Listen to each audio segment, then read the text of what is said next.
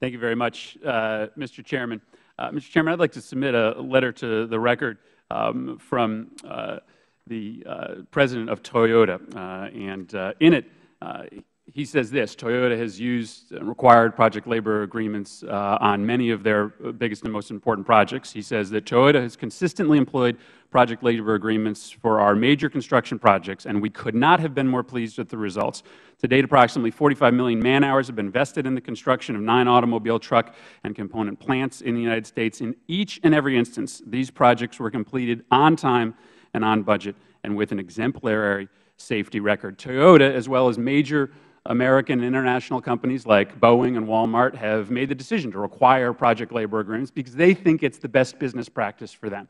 And so let me ask this question to each of the panel members, and I just need a yes or no answer. I've only got 5 minutes here. Do you think that we should pass legislation as a Congress that would prohibit the requirement of PLAs in private sector construction work? And I just need a yes or no answer to that question. The requirement of prohibit. Nobody's asking for that. Well, I'm not. I'm asking, you wouldn't support that? Would you support that legislation? Certainly not. No, I would not. Well, a private owner is backing the decision to require a PLA with its own resources and has the flexibility to use delivery systems that are not available in the public sector. I see no reason why the government should step in and interfere with that. Thank you, Mr. Kennedy. So I hear a lot of talk from my Republican friends and from my conservative friends about how the government should run more like a business. But what you're proposing to do here, even in an act that has some nice words about neutrality, is to take away from the Federal Government a tool that a lot of private companies use, which is a decision that they make that a requirement that PLAs be used in construction projects is good for their particular project. What we're asking here today is for that tool to be taken away from the Federal Government. And as we've heard over and over and over again, there's nothing mandating that this be used project by project. All the Federal order does is just encourage a look at whether a PLA would be worthwhile, as many private companies have. And so I'm searching here for why we have a double standard. I think we're all searching for why we have a panel with only witnesses that are critical of PLAs. And so I look to the underlying political motives here. Mr. Turk, you said in your testimony that you're not here out of an anti-union bias, that this isn't about unions, this is about the best use of taxpayer dollars. But, Mr. Turk, just about 2 months ago, you wrote a piece entitled, "Let's Put an End to All Collective Bargaining."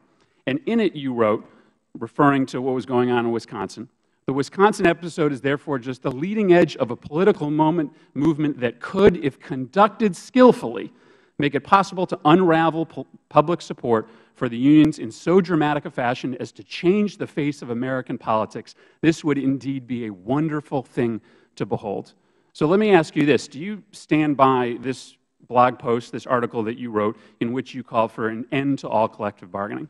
Oh, I most certainly do. But I want to make a distinction here. I'm here limiting my remarks to this particular piece of legislation. And the committee is, of course, free to evaluate my remarks here on the basis of things that I've said elsewhere, like this, for example. But what I'm presenting here are opinions based on research, not just my broader opinions about how collective bargaining fits into 21st century America. So yes, I think that we're finding out in state after state the harm that collective bargaining has done when it's allowed between government workers and their governments. Even Massachusetts has faced up to the reality and done something about the excesses of the union power among government workers. And yes, I think that collective bargaining is a tool whose time has passed. Thank you. And so I'm asking that question because your work hasn't just been criticized by the one author that we cited here. It's been criticized over and over. And so I'm trying to figure out why not only we have a panel that seems to be rigged in favor of the legislation that we're debating, but also why we seem to have studies put before us that aren't based in good empirical and statistical requirements. And I look at your public record. I look at the agenda that you clearly have to end collective bargaining writ large in this country, and I put it together with what seems to be a systemic approach on behalf of the Republican majority and on behalf of opponents of organized labor across this country, whether it be in this committee or in state legislatures across the country, to take away from individuals the ability to collectively bargain and to take away from government the very tool that private companies use on a regular basis, which is if they believe it is in the best interest of that particular bid to require a project labor agreement. That's all the executive order does. And because this seems to be a hearing that has much to do about nothing, I bring to the table a political agenda which seems hidden but incredibly relevant. And with that, I'll yield back the balance of my time. May I respond? Hold on just a moment. I do want to accept without objection the Toyota letter into the record that you had mentioned earlier that you requested to have into the record. Mr. Turek, it is actually my moment for questioning at this time, and so yes, you'd be free to be able to respond to that. First of all, the quality of our statistical work has nothing to do with anybody's opinions about collective bargaining or political issues. I'm not responsible for the invitations that went out for this meeting. Had I had anything to say about it, I would have wanted Dr. Phillips here so that I could have rebutted his attack on our works, as bizarre as it is. And finally, the work that we have done has in fact appeared in a peer-reviewed journal. Our study of Massachusetts was published by an online journal out of Bentley University.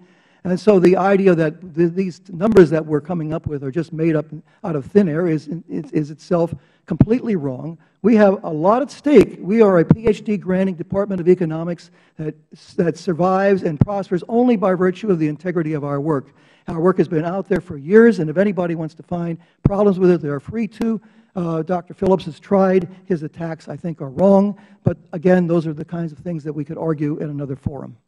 Thank you. Mr. Chairman, may I respond to the Congressman's question that was unanswered about why all yes, you may. The panel said that we don't need legislation to prohibit private sector PLAs, and that's because the National Labor Relations Act already has protections about them to say that they must be voluntarily entered into, not coerced, and entered into only by employers in the construction industry. And what we have going on here under the Obama order is a mandate. It is coercion of contractors, private employers, on Federal agency projects in which the executive order encourages those agencies to, in fact, mandate or discriminate in favor of them. And that's what the current laws prohibit. So that's why we don't need a change in those laws. Mr. Chairman, the gentleman is responding directly to me. Would you yield one? I would. I'll yield 1 minute. You've used a lot of words here. You used corruption several times in your testimony. You've now used coercion.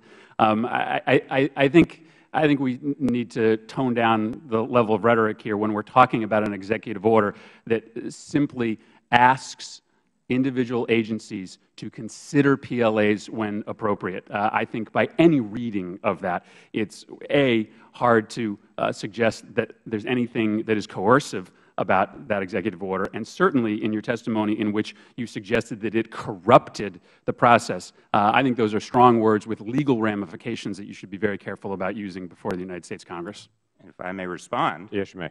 They are merited because we have been seeing the Federal procurement process divorced from the rule of law. For decades it was established that labor backing, labor affiliation was irrelevant to responsibility of contractors. And by attaching that to this process, it is rank favoritism, it is not permissible under the law, and until it stops, we have to say what it is, if anything is to be done about it. Mr. Baskin, are you